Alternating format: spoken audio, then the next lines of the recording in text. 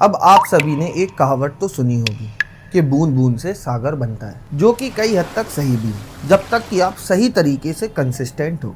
Example के वे में, जब तक आप बूंद बूंद इकट्ठा करते जा रहे हो जब तक तो सागर बनेगा, लेकिन जब आप बूंद डालना बंद कर दोगे तो आपका जितना भी पानी है वो सूख जाएगा। अब इसको पहेलिये में ना समझकर रियल एग्जाम्पल के साथ समझते हैं। अब मैं बात कर रहा हूँ इन्वेस्टमेंट की।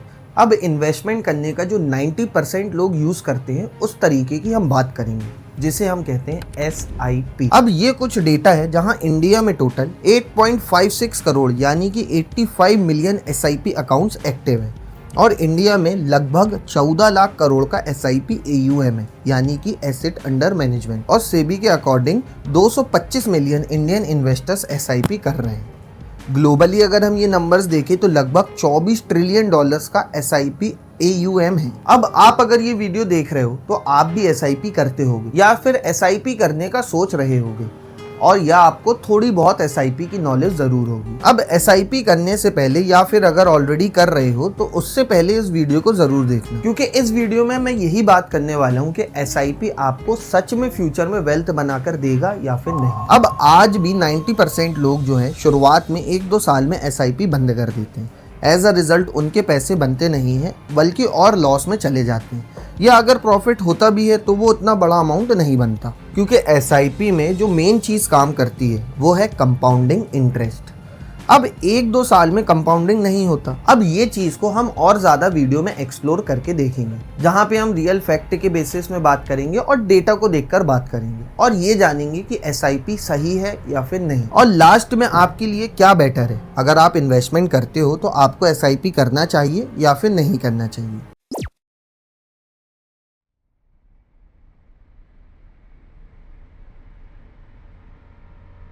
हे एवरीवन, अब सबसे पहले आप ये चार्ट देखो। अब इस चार्ट में SIP स्टार्ट अकाउंट और बंद अकाउंट लिखे हैं। अब इस चार्ट में ये लिखा है कि कितने SIP अकाउंट स्टार्ट होते हैं और बंद होते हैं। अब अप्रैल और मई को हम हटा देते हैं क्योंकि अभी रिसेंट का ही डेटा, तो एग्जैक्ट कितने नंबर्स के SIP अकाउंट ओपन हुए इसमें हमें नहीं पता। और जनवरी और मार्च के डेटा को देखते हैं। मार्च में टोटल 40 लाख नए SIP अकाउंट बने थे, लेकिन सेम ही मंथ में लगभग 51 लाख लोगों ने SIP अकाउंट अपने बंद कर दिया, मतलब लोगों ने SIP बंद कर दी।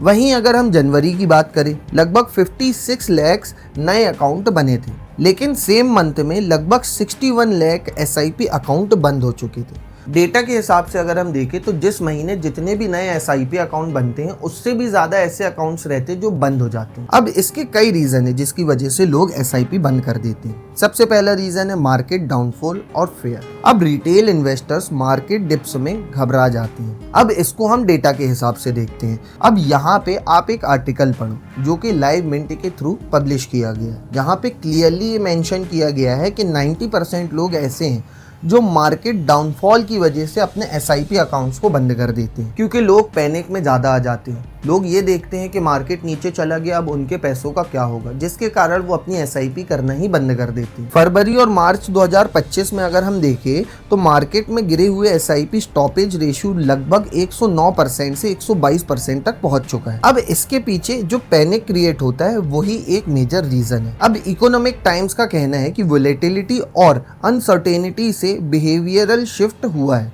लोग अपने रिस्क टॉलरेंस को दोबारा देख रहे हैं। इसके अलावा जो दूसरा इंपॉर्टेंट रीजन है वो है इमरजेंसी सिचुएशन और कैश क्रंच। अब job losses, salary cut, urgent पैसे चाहिए, एक्सेट्रा एक्सेट्रा की वजह से लोग अपने SIP को पॉज या फिर कैंसिल कर देते हैं। अब यहाँ पे आप एक आर्टिकल पढ़ो जो कि इंडियन एक्सप्रेस के थ्रू पब्लिश किया गया है, जहाँ पे लॉजिकली अगर हम देखें तो लोग SIP क्यों बंद करते हैं, उसका मेजर रीजन रहता है उनके पैसों की शॉर्टेज होना। अब XYZ रीजंस की वजह से लोगों को पैसों की ज़रूरत पड़ती है, और सबसे पहला जो लोगों के दिमाग में ख्याल आता है, जो वो इन्वेस्ट कर रहे हैं, जो वो बचा रहे हैं, लोग वही बचत में से, वही इन्वेस्टमेंट से अपने पैसों की शॉर्टेज को पूरा करते हैं। ज़्यादातर लोग जो SIP चला रहे हैं, कोई भी इमरजेंसी के चलते, फंड्स की ज़रूरतों के चलते अपनी SIP को बंद करके वो पैसों को वहाँ पे यूज़ कर लेते हैं। तीसरा एक और बड़ा रीज़न है जो कि है इम्पेशेंस और शॉर्ट टर्म थिंकिंग। अब मेजरली इंडिया के इन्वेस्टर्स की जो आदत है वो ये है कि वो पेशेंटली अपने पैसों को इन्वेस्ट नहीं रहने देना चाहते, और हर किसी को 1 साल, 6 महीना या फिर ज़्यादा से ज़्यादा 2 साल में प्रॉफिट चाहिए। बट अगर आप SIP कर रहे हो तो ट्रस्ट में आपको कभी भी 1 साल 2 साल या फिर 3 साल में प्रॉफिट हो ही नहीं सकता। अब यहाँ पे आप एक आर्टिकल पढ़ो जो कि मिंट ने पब्लिश किया। मिंट के पॉइंट ऑफ व्यू के हिसाब से न्यू एज इन्वेस्टर्स इम्पेशेंस दिखाते हैं, रिलाई ऑन रिसेंट 1 साल का रिटर्न्स, डिसअपॉइंटमेंट उनको होता है क्योंकि ज़्यादातर 1 साल 2 साल में लोगों को प्रॉफिट नहीं मिलता, तो लोग अपनी SIP जो चल रही होती है उनको बंद कर देते हैं। इसके अलावा एक और आर्टिकल पढ़ो जहाँ पे SIP स्टॉपेज रेशो एक इंसाइट है मार्केट साइकोलॉजी का, 100+ रेशो पर पैनिक एक्शन सिग्नल देता रहता है। उसके अलावा एक और जो रीज़न है वो है रॉन्ग फंड चॉइस और गोल कंप्लीशन। फाइनेंशियल एक्सप्रेस ने एक चीज़ शेयर किया है कि ज़्यादातर लोग हमेशा SIP गलत जगह करते हैं जहाँ पे उनका कोई डिसीजन नहीं होता। जो दोस्त ने SIP में इन्वेस्टमेंट किया, जहाँ पे जिस कंपनी में या फिर जो भी म्यूचुअल फंड में दोस्त SIP कर रहा है वही अपना पैसा उठा के वहाँ पर डाल देते हैं। खुद की एनालिसिस नहीं करेंगे, खुद के गोल्स को नहीं समझेंगे कि उनको कब पैसा चाहिए और कौन सी ऐसी जगह जहाँ पे उनको ज़्यादा रिटर्न मिल सके। एज अ रिजल्ट गलत डिसीजंस लेने की वजह से लोग अपनी SIP बंद कर देते हैं। अब कुछ SIP गोल पूरे होने के बाद भी बंद किए जाते हैं। अब ये तो अगर मैं देखूँ तो एक नॉर्मल सी चीज़ है। अगर मैं 5 सालों के लिए इन्वेस्टमेंट करना चाहता हूँ और 5 साल मेरे पूरे हो गए तो मैं SIP बंद कर दूँगा। अब ये कोई इतना बड़ा रीज़न तो नहीं है, बट इसके कारण भी लोग अपनी SIP बंद करते। और एक और जो टेक्निकल रीज़न है जिसको हम कहते हैं डेटा क्लीनअप, यानी कि एडमिनिस्ट्रेटिव क्लीनअप। अब एंजल वन के अकॉर्डिंग अप्रैल 2025 में 296% स्टॉपेज रेशो का एक ही रीज़न था जो कि था रिकॉन्सिलेशन प्रोसेस, यानी data cleanup, duplicate matured accounts removal, panic नहीं हुआ। एक और आर्टिकल में ये चीज़ मेंशन की गई है जिसको हम कहते हैं some paused SIPs due to goals. अब स्विचेस, STPs, काउंटिंग, हर चीज़ से स्टॉपेज रेट इन्फ्लेट हो सकता है।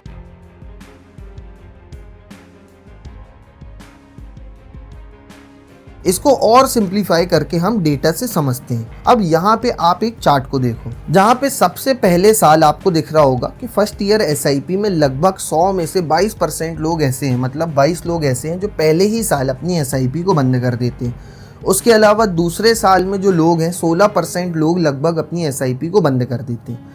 साल 2025 में अगर हम स्टेटस यानी कि स्मॉल कैप और मिड कैप में लोगों को देखें तो अप टू 60% लोगों ने अपना पैसा इन्वेस्ट किया।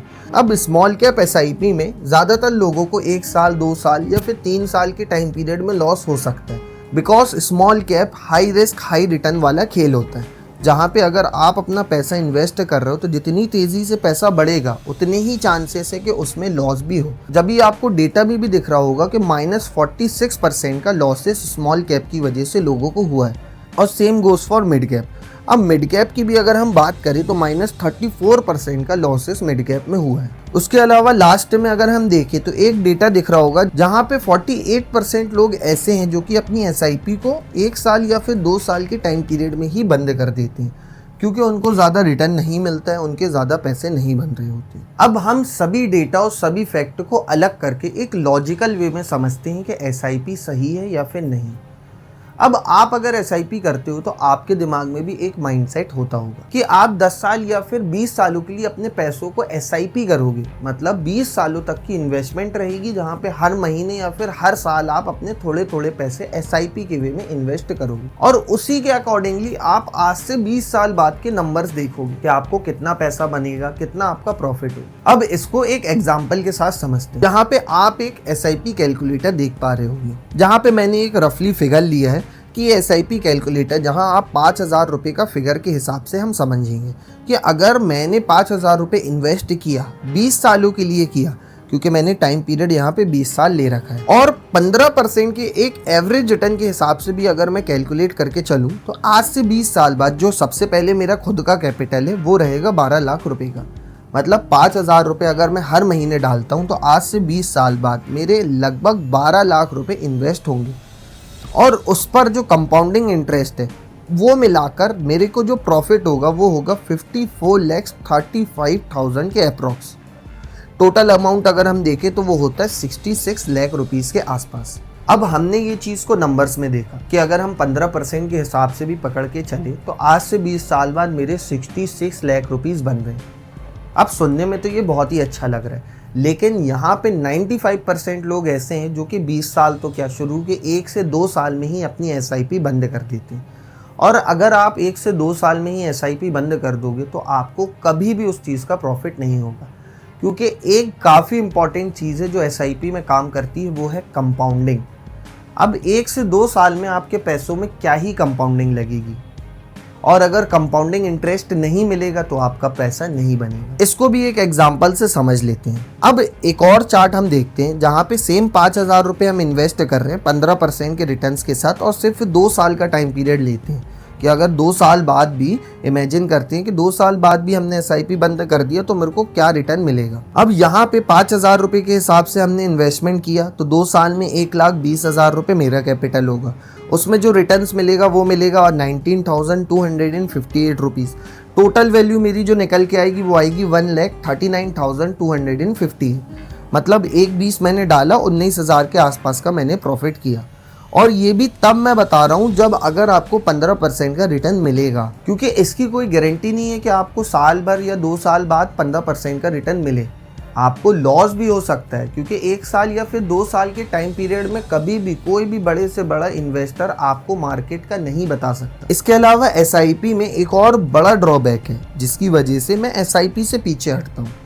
उसको समझने के लिए वापस से हम पहले वाले एसआईपी कैलकुलेटर को देख लेते हैं, जहाँ पे वापस से हमने 5,000 रुपये लिया, 20 सालों के लिए इन्वेस्ट किया, 15% के हिसाब से हमने रिटर्न निकाला, तो 20 साल में लगभग मेरा 66 लाख रुपीज़ के आसपास बंद है। अब मैं कहता हूँ अगर 5% जनता ने भी 20 साल अपने पैसों को होल्ड कर लिया तो उनके पैसे लगभग 66 लाख रुपीज़ बनेंगे। लेकिन मेरे अकॉर्डिंग अगर आप 20 साल में 66 लाख रुपीज़ भी बना रहे हो तो आप एक अच्छा प्रॉफिट नहीं बना रहे हो।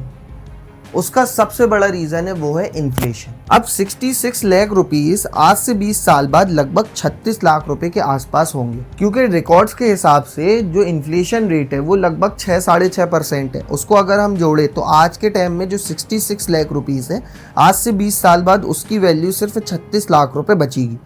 तो ओवरऑल एसआईपी में नुकसान है। अब एज अ रिजल्ट इन्फ्लेशन के चलते भी जो लोग प्रॉफिट में होंगे उनका उतना प्रॉफिट नहीं होगा, जस्ट बिकॉज ऑफ कि अभी के टाइम में इतना ज़्यादा इन्फ्लेशन रेट बढ़ रहा है। अब ओवरऑल अगर हम देखें तो 90-95% लोग एसआईपी करने से पहले ये सभी चीज़ों को नहीं देखते। इसी वजह से लोगों को लॉस होता है और एसआईपी के वे में लोगों का उतना पैसा नहीं बन पाता है। आज भी अगर हम डेटा के हिसाब से देखें तो 100 में से 4 से 5 लोग सिर्फ ऐसे हैं जो एसआईपी सक्सेसफुली कर पाते हैं, और जो लोग कर भी पाते हैं उनका भी इन्फ्लेशन के चलते उतना पैसा नहीं बनता है।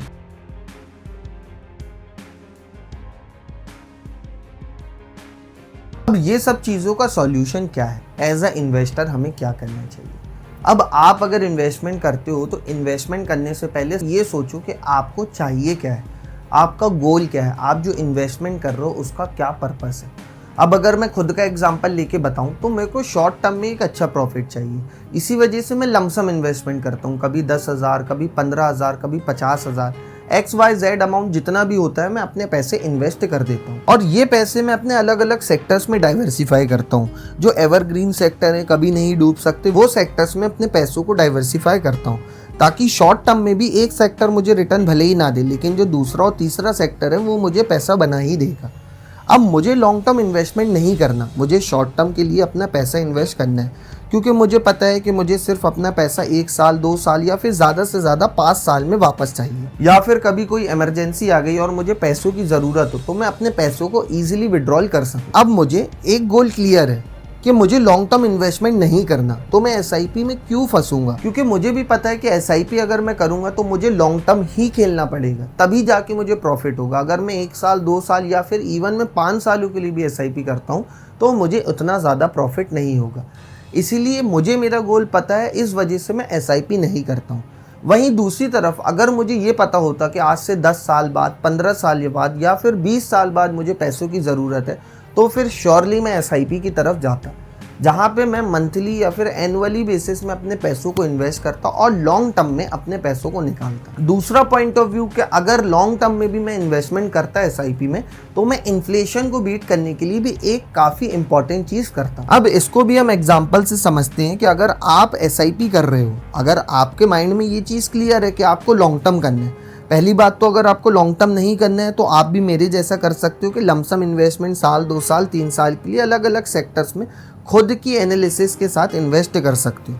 बट अगर आपके दिमाग में ये चीज़ क्लियर है कि आपको लॉन्ग टर्म इन्वेस्टमेंट करना है और लॉन्ग टर्म इन्वेस्टमेंट करके एसआईपी करना है और अपने पैसों को और ज़्यादा प्रॉफिटेबल बनाना है, तो एक और काफ़ी इजी ट्रिक है जिसकी वजह से आप इन्फ्लेशन को भी बीट कर पाओगे और सक्सेसफुली एसआईपी भी कर पाओगे। एग्जाम्पल के साथ अगर अभी के टाइम में मैं देखूँ तो 6-6.5% के हिसाब से इन्फ्लेशन बढ़ रहा है। मेरी मंथली इन्वेस्टमेंट 5,000 रुपये की है, 20 सालों के लिए मैं इन्वेस्टमेंट कर रहा हूँ। अब इसको हम एक साल के वे में समझते हैं। अगर मैं 5,000 रुपये एक साल में इन्वेस्ट कर रहा हूँ तो एक साल में लगभग मेरा 60,000 रुपीज़ इन्वेस्ट होगा। अब इन्फ्लेशन भी बढ़ रहा है तो नेक्स्ट ईयर मैं जो अपना अमाउंट इन्वेस्ट करूँगा उसको 6% इन्फ्लेशन रेट के हिसाब से एडजस्ट करके बढ़ा दूंगा। मतलब अगर मैं एक साल में 60,000 रुपीज़ इन्वेस्ट कर रहा हूँ तो अगले साल में 60,000 रुपीज़ का 6% यानी कि लगभग 3,600 रुपये बढ़ा दूंगा। मतलब अगले साल जो मैं इन्वेस्ट करूँगा वो करूँगा 63,600 रुपीज़। और ऐसे ही मैं हर साल से 6% इन्फ्लेशन रेट के हिसाब से अपने पैसों को बढ़ाता जाऊँगा ताकि हर साल मेरे पैसे इन्फ्लेशन को भी बीट कर पाए और मेरी सक्सेसफुल एसआईपी भी हो पाए और आज से 20 साल बाद मेरे पैसे एक अच्छे खासे प्रॉफिट के साथ बन पाए। कंक्लूजन ऑफ द वीडियो बस यही है कि एसआईपी सही है या फिर गलत, ये पॉइंट नहीं है। बस आपका माइंडसेट है, आपका गोल है कि अगर आप इन्वेस्टमेंट कर रहे हो तो आपको पहले चाहिए क्या है, उसी के अकॉर्डिंग ये डिसाइड होगा कि आपके लिए एसआईपी सही है या फिर नहीं है। जिनको शॉर्ट टर्म इन्वेस्टमेंट करना है उनके लिए एसआईपी सही नहीं है, जिनको लॉन्ग टर्म इन्वेस्टमेंट करना है, जिनको पता है कि आज से 20 साल बाद उनको पैसे चाहिए, तो वो एसआईपी में जा सकते हैं और इन्फ्लेशन को बीट करने के लिए हर साल उतने % से अपने पैसों को बढ़ा दो ताकि सक्सेसफुली इन्फ्लेशन को भी बीट कर पाओ और एक अच्छा पैसा भी बना पाओ। अब अगर वीडियो का एक भी पार्ट अच्छा लगा हो तो इस वीडियो को लाइक करके शेयर ज़रूर करना। So bye bye and have a great life.